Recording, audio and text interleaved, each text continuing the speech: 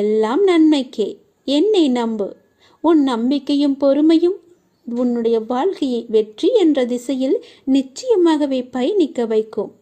உன் அப்பா நான் சொல்கிறேன் அல்லவா, நல்லது நடந்தே தீரும். எந்த நொடியும் மாற்றம் வரும். நீ கவலைப்படாமலேரு. உனக்கான வழி பிறந்து விட்டது. உனக்கென்று மூடப்பட்ட கதவுகள் எல்லாம் இப்போது தானாக திறக்கப் போகிறது. இனி எல்லாமே சுபமாக நடக்கப் போகிறது. இது போதே உனக்கு நல்ல விஷயம் நடக்கப் போகிறது. தேவையில்லாமல் நீ உன்னை வருத்தி கொள்ளாதே. நீ உன் வாழ்க்கையில் தத்தளித்து கொண்டு இருக்கிறாய் என்பதை நான் அறிவேன்.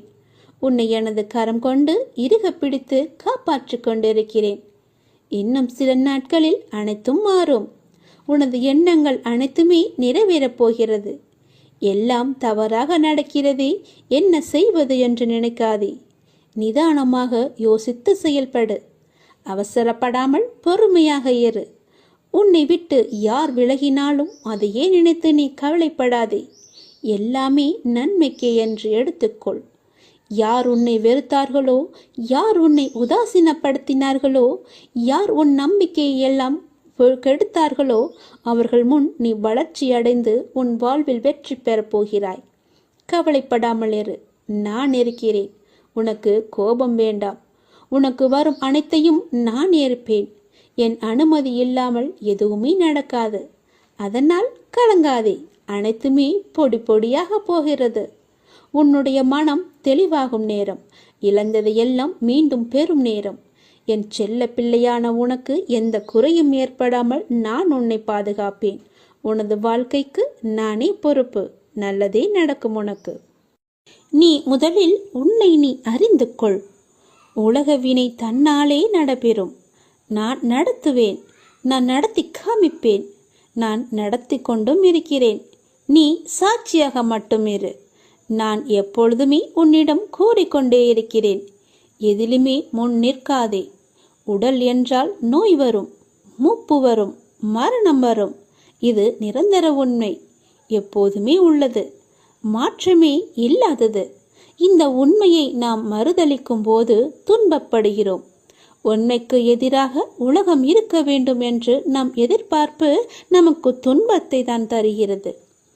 நீங்கள் சரண் செய்ய வேண்டிய எதுவும் ஏற்கனவே இறைவனுடையது அல்லவா? ஆனால் உங்களுடையது என்று நீங்கள் நினைக்கும் எதையும் விட்டுவிடுங்கள் என்றே நான் சொல்வேன். எதையாவது நீங்கள் இறுக பற்றி கொண்டிருந்தால் கொஞ்சம் தளர்வாக்குங்கள். தளர்வதே சரணாகதி. வேறு எதுவுமே இல்லை. உங்கள் மனதை ஏதாவது உறுத்தி கொண்டிருந்தால் அந்த கவலையை சரண் செய்வதே சரணாகதி அடைவது. இது ஆகுதி போலத்தான். ஆகுதி என்பது என்ன? ஆகுதி என்பது யாகத்தீயில் பிரார்த்தனையுடன், நம்முடைய பிரார்த்தனையுடன், வேண்டுதலுடன் போடப்படும் பொருட்கள்தான் ஆகுதி. எனவே உங்களை என்னை உறுத்தி கொண்டிருந்தாலும் அல்லது உங்களிடம் கவலை இருந்தாலும் அதை ஆகுதியாக கருதி இறைவனிடம் நீங்கள் அளித்து விடுங்கள். எதை உங்களால் சமாளிக்க முடியவில்லையோ, எது உங்களுக்கு பாரமாக இருக்கிறதோ, எதை சுமப்பதால் நீங்கள் சோர்வடைந்து இருக்கிறீர்களோ அதை அப்படியே போட்டுவிட்டு சென்றால் போதும். அந்த யாகத்தீயில் போட்டு விடுங்கள். சரணாகதி என்பதன் பொருள் இதுதான். இல்லை என்றால் சரணாகதிக்கு என்ன இருக்கிறது? உங்கள் உடம்பு என்பது இறைவனுடையது. உங்கள் மனம் கூட இறைவனுடையதுதான். எல்லாமே இறைவனுடையது. ஆனால் இது உங்களுடையது என்று நீங்கள் நினைக்கிறீர்கள். எனவே எல்லாமே போகட்டும். இறுக்கம் தளர்ந்து புன்னகை செய்தால் போதும். எல்லாமே சாதாரணமாகிவிடும். எங்களுடைய கவலைகள் எல்லாமே இந்த யாக குண்டத்தில் போட்டு எரிப்பது போல எரித்து விடுங்கள். எல்லாவற்றையுமே கடவுள் பார்த்து கொள்வார் என்ற நம்பிக்கையோடு இருங்கள். விதியை வெல்லவும் அதன் பிடியிலிருந்து விலகி நிற்கவும் இரு வழிகளே உண்டு. ஆன்மா விதியால் கட்டுப்படுவதில்லை என அறிதல் ஒரு வழி. இறைவனிடம் முழுமையாக சரணாகதி அடைந்து நிற்பதுதான் மற்றொரு வழி. நீங்கள் எந்த வழியில் போகப் போகிறீர்கள் என்று நீங்களே முடிவு செய்து கொள்ளுங்கள். நான் சொல்வதை சொல்லிவிட்டேன். பிறகு உங்களுடைய முடிவுதான். நான் சொல்ல போவதை கவனமாக கேள். விதி கற்றுத்தரும் வாழ்க்கை பாடத்தை சரியான தருணத்தில் கற்றுக்கொள்ள நாம் தவறினால் அதே பாடத்தை மோசமான தவறான நேரத்தில் மீண்டும் விதி நமக்கு கற்றுத்தந்துவிடும். அதனால் புரிந்து கொண்டால் வெற்றி புரியாதவரை பயிற்சி செய்து கொண்டே இருக்க வேண்டும். நாம் வாழும் இந்த உலகில் துன்பமும் துயரமும் எல்லோருக்குமே பொதுவானதுதான். அதை கையாளும் விதம்தான் வேறு வேறு ஆளுக்கு மாறுபடும். சிலர் முறையாக கையாள தெரியாமல் சோர்ந்து தடுமாறி முயலாமல் முடங்கி போய்விடுவார்கள்.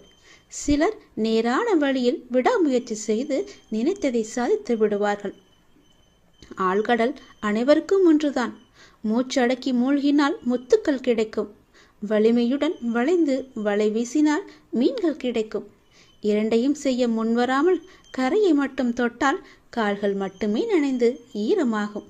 நம்பிக்கை என்பது உங்கள் கையில் இருக்கும் வரை வெற்றி என்பது உங்கள் கை கூடும் தூரத்தில் தான் இருக்கின்றது. எளிதாகவே தொட்டுவிடலாம். உங்களை நிராகரித்த இடத்தில் நிராகரிக்கவே முடியாத அளவிற்கு வளர்வதுதான் உண்மையான வளர்ச்சியின் வெற்றியாகும். சோதனைகளால் மனதை பலப்படுத்த முடியும். தோல்விகளால் முயற்சியை மேம்படுத்த முடியும். வெற்றிகளால் அடக்கத்தை கற்றுக்கொள்ள முடியும். வெற்றியை விட பல சந்தர்ப்பங்களில் முயற்சிகள் மிகவுமே அழகானவை. முடிவே இல்லாத ஒரு வார்த்தை முயற்சி மட்டுமே. கோடி முறை பயிற்சி செய்தாலும் ஒரு முறை முயற்சி செய்தால்தான் பலனை நம்மால் அடைய முடியும். தேடாத போது கிடைப்பதும் தேடும் போது தொலைப்பதும் வாய்ப்புகளை மட்டுமல்ல, உங்களுடைய வாழ்க்கையையும் தான். நான் சொல்வது உங்களுக்கான வாழ்க்கைக்கான பாடம். இது நீ எடுத்துக்கொள்வதும் எடுத்துக்கொள்ளாமல் கைத்தட்டி விட்டு போவதும் உன்னுடைய மனதில்தான் இருக்கிறது. அதை நீ எடுத்துக்கொள்ளும் விதத்தில் தான் இருக்கிறது. நான் சொல்வதை ஒரு முறைக்கு இருமுறை கேட்டால் உன் வாழ்க்கை நல்லபடியாகவே அமையும். எந்த சிக்கல்களும் இல்லாமல் அதை நகர்த்தி கொண்டு செல்வதற்கான ஒரே வழிகளை தான் நான் இப்போது உனக்கு சொல்லிக் கொண்டிருக்கிறேன்.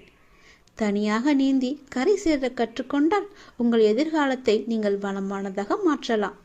தொடர்ந்து செயல்பட்டு கொண்டே இருங்கள். வெற்றி கிடைக்கவில்லையே என்று ஓய்ந்து போய்விடாதீர்கள். ஓய்ந்து போய்விட்டால் உன்னால் எதுவுமே செய்ய முடியாது. முயற்சி செய்து கொண்டே இரு. கண்டிப்பாக வெற்றி கிடைத்தே தீரும். என்ன, கொஞ்சம் நாட்கள் தான் ஆகும். கவலைப்படாதே. கண்டிப்பாக அந்த வெற்றி உனக்காக மட்டுமே இருக்கிறது என்பதை நம்பி நம்பிக்கையோடு துணிச்சலாக இறங்கு. இதை நீ செயல்படுத்தினால் வாழ்க்கையில் முன்னேறலாம். இன்று உனக்கு 10 மடங்கு அதிர்ஷ்டம் உன்னை தேடி வரும்படி ஒரு நல்லதை நான் கொண்டு வந்திருக்கிறேன். தவற விட்டு விடாதே. பிறகு நீதான் வருத்தப்படுவாய். என் அன்பு குழந்தையே, உனக்குள் நேர்மறை எண்ணங்கள் குறைந்து எதிர்மறை எண்ணங்கள் நிறைந்துள்ளதால் நீ முடிவெடுக்க மற்றும் செயல்பட அச்சப்பட்டு கொண்டிருக்கின்றாய். நான் உனக்கு துணையாக இருக்கும் என்று எப்படி தைரியமாக முன்பு முன்னேறுவாயோ இப்போதும் அது போன்று நீ முன்னேறி செல்ல முயற்சி செய். பற்றிலிருந்து வெளிவந்து பற்றற்று நீ செயல்படு. அப்போது எது உனக்கு நன்மையோ அதை உனக்கு நான் கிடைக்கச் செய்கின்றேன். என் மீது உனக்கு நம்பிக்கை இருந்தால் நீ வாழ்வில் வரும் சிறு சிறு சறுக்களை கண்டு அச்சமின்றி உன்னுடைய லட்சியம் எதுவோ அதை நோக்கி நீ நடப்போட முயற்சி செய். நிச்சயம் நல்லது நடக்கும். என்னை எப்படியாவது இன்று வந்து தொட்டுவிடு. 10 மடங்கு அதிர்ஷ்டம் உன்னை தேடி வரப்போகிறது. தவற விட்டு விடாதே. பிறகு நீதான் வருத்தப்படுவாய். நான் சொல்வது புரிகிறதா? என்னை கும்பிட்டும் உனக்கு துன்பங்கள் தொடர்கிறது என்ற கவலையெல்லாம் இனி உனக்கு வேண்டாம். என்னுடைய கணக்கு வேறு. எனக்கு கணக்கு வைத்திருப்பவர் நான் அல்லவா? அப்பொழுது நீ யாரும் எட்ட முடியாத உச்சநிலையை நிச்சயம் அடைவாய். உன்னுடைய கணக்கை நான் எழுதி வைத்து விட்டேன். நன்மைகள் அவ்வப்போது இடைவெளி விட்டு நடக்கும். உனக்கு சில நாட்கள் உனக்கு நன்மையாக இருக்கவில்லை என்றும் மனதில் பாரம் குறையவில்லை என்றும் என்னிடம் முறையிட்டாய் அல்லவா? அது மாறப்போகிறது. உன் முகத்தில் புன்னகை தாண்டவமாடப் போகிறது. நீ மீண்டும் புத்துயிர் பெற்றது போல எழுந்து வரப்போகின்றாய். அடுத்தடுத்து மீண்டும் எல்லா நன்மையாகவே நடக்கப் போகின்றது. ஆனாலும் நீ என் நாமத்தை கூறி ஜெபம் செய்து கொண்டே இரு. இடைவிடாது தொடர்ந்து கொண்டே இரு. அது உன்னுடைய நன்மையான நாட்களை அதிகரிக்கச் செய்யும். உன்னுடைய துக்க நாட்களை குறைக்கச் செய்யும். நான் சொல்வது புரிகிறதா? எல்லா நன்மைகளுமே உன்னை தேடி வந்து கொண்டிருக்கிறது. எதை பற்றியும் இனி கவலைப்பட வேண்டிய அவசியமில்லை. நீயோ ஒரு குழப்பத்திலிருந்து உன்னுடைய மனமானது வெளிவருகின்றது. மீண்டும் வேறொரு குழப்பத்தில் சென்று மாட்டிக்கொள்கிறது. இது எதனால் என்று யோசித்து பார்த்தாயா? இது எல்லாமே நீதான் காரணம். வாழ்க்கையில் நிகழ்வுகள் தொடர் சங்கிலியாக நிகழ்ந்து கொண்டே இருக்கும். என்னை நம்பி இருக்கும் உன்னை ஒவ்வொரு பிரச்சனைகளிலிருந்தும் நான் அடுத்தடுத்து விடுவித்துக் கொண்டுதான் வருகின்றேன். ஆனால் நீதான் அதை உள்மனதாக ஏற்றுக்கொள்ள முடியாமல் தவித்துக் கொண்டிருக்கின்றாய். இன்னும் என் பிரச்சனை முடியவில்லை என்ற கோணத்திலேயே நீ என்னை பார்த்து கொண்டிருக்கின்றாய். உன் மனம் ஒன்றிலிருந்து மற்றொன்றை கண்டு குழம்பி தவித்து போகின்றது. இதுவும் சரியாகும். விரைவாகவே எல்லாமே சரியாகும். நான் உனக்கு துணை இருக்கிறேன். கவலைப்படாதே. எல்லாம் நல்லதாக நடக்க நான் உனக்கு ஆசைகள் வழங்குகின்றேன். இன்று என்னை எப்படியாவது வந்து பார்த்துவிடு அல்லது தொட்டுவிடு. 10 மடங்கு அதிர்ஷ்டம் உன்னை தேடி வந்து கொண்டிருக்கிறது. தவறவிட்டு பிறகு வருத்த பார்ப்பு இல்லாது ஆத்மார்த்தமான அன்பினால் இறையை தொழும்போது அந்த இறைவன் உங்களுக்கு எளிதாகவே காட்சி தருவார். அன்பு ஒன்றுதான் இந்த உலகத்தில் நிரந்தரமாக இருக்க வேண்டும்.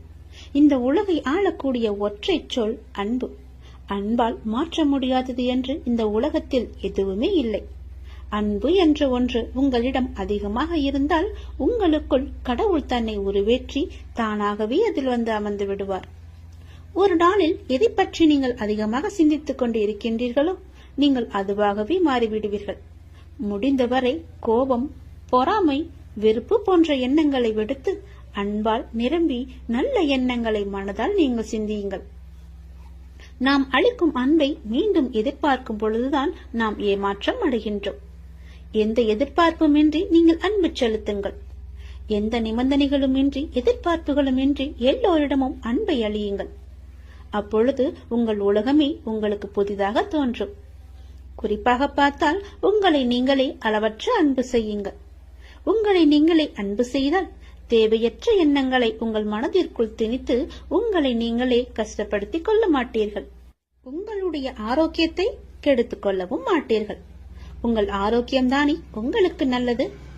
அன்பு குறையும் பொழுதுதான் குற்றங்கள் பெரிதாக பார்க்கப்படும். குடும்பத்தில், தொழிலில், நண்பர்களுடன், தெரிந்தவர், தெரியாதவர், விலங்குகள், பறவைகள், தாவரங்கள், பஞ்சபூதங்கள் இவை எல்லாவற்றுக்கும் அடிப்படையான இறைவன் என்று அனைவரிடமும் அன்புடன் நாம் இருப்போம். பல மடங்காக மீண்டும் அன்பை நாம் பெறுவோம். அன்புதான் உங்கள் பலவீனம் என்றால் நீங்கள் தான் உலகிலேயே மிக பெரிய பலசாலி. அதை நீங்கள் புரிந்து கொள்ளுங்கள். வெறுப்பது யாராக இருந்தாலும் நீங்கள் அனைவரையும் நேசித்து நாமாக வாழ்ந்து வருவோமே. நேசிப்பது நாம் தான் என்று சந்தோஷமாக வாழ்ந்து வருவோமே. உங்கள் வாழ்க்கையை நீங்கள் அன்பால் நிரப்பி பாருங்கள். உங்கள் வாழ்க்கையில் எவ்வளவு சந்தோஷமான பூக்களை சந்தோஷமாகவே பறிப்பீர்கள் என்று. உங்கள் வீடு, உங்கள் தோட்டம், உங்கள் இல்லம், உங்கள் சுற்றியுள்ள அனைத்துமே சந்தோஷத்தால் நிரம்பி வழியும். அதனால் யாரிடமும் அன்பு செலுத்த நாம் தவற வேண்டாம், மறக்கவும் வேண்டாம். உங்கள் மனதில் எதையோ நினைத்து கவலைப்பட்டு கொண்டிருக்கவும் வேண்டாம். எதை பற்றியும் நீங்கள் கவலையும் படாதீர்கள். என்னை நினைத்து உங்கள் வீட்டில் ஒரே ஒரு விளக்கு ஏற்று. உன்னுடைய மனநிலையை நான் மாற்றி காமிக்கின்றேன். உன் மனம் முழுவதும் நானே வந்து அமர்ந்து அந்த இடத்தில் அன்பை பொழிய வைக்கின்றேன். அன்பு பொழிந்து விட்டால் போதும், உன் இல்லமும் மனமும் சந்தோஷத்தில் பூத்து குலுங்கும். எனக்காக ஒரே ஒரு நாளாவது உன் வீட்டில் விளக்கு ஏற்றுவை. உன் மனநிலை மாறி சந்தோஷமாக இருப்பதை நீயே பார்ப்பாய். உனக்கு நிம்மதி இருக்கும். மனம் தளராதே. நீ உயரமாக வளர்ந்து ஜோதியை போல ஜொலிக்க போகிறாய். சந்தோஷமாக இரு. என் அன்பு குழந்தையே, நான் என் மீது உனக்கு சத்தியம் செய்து தருகிறேன். இந்த சத்தியமானது என் மீதானது அல்லவா? கண்டிப்பாகவே இந்த சத்தியம் உனக்கு பலிக்கும். நிச்சயம் நடக்கும். இது கேட்டு முடித்த 10வது நிமிடத்திலேயே நடக்கும். மிக பெரிய அதிர்ஷ்டம் உன் வீடு தேடி வரும். நீயே எனக்கு நன்றி சொல்ல போகின்றாய். சந்தோஷமாக அதை அனுபவிக்க இந்த நொடி முதலே நீ அனுபவித்துக் கொள்ள எல்லாவற்றையும் நீ தயாராக வைத்துக்கொள். இது என் மீது சத்தியம். உன்னுடைய குறைகளை எல்லாம் தீர்த்து வைக்கவே நான் இருக்கின்றேன். நீ கலங்காதே. நீ மனமுடைந்து சிந்தும் கண்ணீர் துளிகளுக்கு மதிப்பு அதிகம். அதை இரக்கம் இல்லாத மனிதர்களிடம் நீ காட்டாதே. உனக்காகவே என் மனவாசல் என்றுமே திறந்து இருக்கின்றது. என்னுடன் உன் சுக துக்கங்களை நீ பகிர்ந்து கொள். என்னுடன் பேசும் பழக்கத்தை நீ ஏற்படுத்திக் கொள். உனக்கு இனி ஒவ்வொன்றாகவே நல்லது தொடங்க போகிறது. நீ பட்ட துன்பங்கள் எல்லாமே அனைத்துமே இந்த நொடி முதலே முடிந்து விட்டது. நான் உனக்காக வருகின்றேன். உனக்காக மட்டுமே நான் வருகின்றேன். கலங்காதே. என்னுடைய வரவால் இனி உன் வாழ்வில் எல்லா அற்புதங்களையும் நீ காணப்போகின்றாய். உனக்கு நல்லது நடக்கப் போகிறது. நல்லது மட்டுமே இனி நடக்கப் போகிறது. ஏனென்றால் இருள் நீங்கி ஒளிமயமான வாழ்க்கையை நீ வாழப் போகின்றாய். நீ எதிர்நோக்கும் அத்தனை செயல்களும் வெற்றி பெறும். அந்த நாள் வெகு தொலைவில் இல்லை. உனக்கு வழி துணையாக நான் இருக்க உனக்கு ஏன் கவலை? நீ எடுத்த முடிவில் உறுதியாக இரு. நீ செல்லும் பாதையில் உனக்கு துணையாக நான் வருகின்றேன். எதற்காகவும் எப்போதும் அவசரப்பட்டு விடாதே. நேரம் வரும்போது என்னுடைய அருளால் அது தானாக நடக்கும். உங்களுக்கு நல்லது நடக்கும்படி நானே அமைத்து தருகிறேன். ஏனென்றால் உன்னுடைய துன்பங்கள் எல்லாமே இந்த நொடி முதல் முடிந்து விட்டது. இன்னும் 10 நிமிடத்தில் ஒரு நல்ல செய்தி உனக்காக தயார் செய்து வைத்திருக்கிறேன். அது உன்னிடத்தில் வந்து சேர்ந்துவிடும். உன்னை நான் எப்போதுமே கைவிட்டு விட மாட்டேன். என்னை பார்க்கவில்லை என்று புலம்பாதே. நான் உன்னை பார்த்து கொண்டுதான் இருக்கிறேன். உனக்கு நல்லது நடப்பதற்கான வேலைகளை நான் தொடங்கிவிட்டேன். நீ சந்தோஷமாகவே இரு. என்னை தேடி நீ வர முடியாத சூழலிலும் உன்னை தேடி நான் வந்திருக்கின்றேன். நீ வாடி நிற்கும் போதெல்லாம் நான் ஏதோ ஒரு ரூபத்தில் உனக்கு வழிகாட்ட நான் வந்து அருள்வேன் உனக்கு. எனவே நீ எதை பற்றியும் எந்த கவலையும் பற்றியும் நீ கவலைப்படாமல் உன்னுடைய லட்சியத்தை நோக்கி நீ முன்னேறி கொண்டே இரு. இந்த ஆண்டில் உன்னுடைய லட்சியம் எல்லாமே நிறைவாகி வெற்றி பெறும் நாள் கண்டிப்பாக உனக்கு கிடைக்கும். சென்ற ஆண்டில் உன் கையில் வந்து சேராத வெற்றி இந்த ஆண்டு உன் கையில் வந்து சேரும். நேர்மறை எண்ணம் உனக்குள் எப்போதுமே இருக்க வேண்டும். நல்லது நடக்க நான் உனக்கு துணை இருக்கின்றேன். இது என் மீது சத்தியம். நிச்சயம் நடக்கும். 10 நிமிடத்தில் உனக்கான அதிசயம் நடைபெற போகிறது. சந்தோஷமாக இருக்க போகிறாய் நீ.